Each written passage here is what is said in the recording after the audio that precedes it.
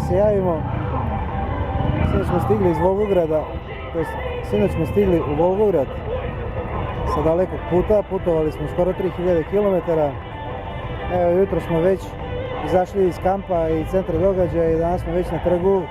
Očekujemo predsjednika Putina da dođe, koji treba da svečano otvori fontanu u centru grada. I sad momentalno smo u pauzi i čekanju, pa prenosimo vam samo malo atmosferu koja se ovdje dešava u centru grada. Još jedan moment, veliki pozdrav za moju porodicu, ljubim vas, volim vas i vi ste moj život.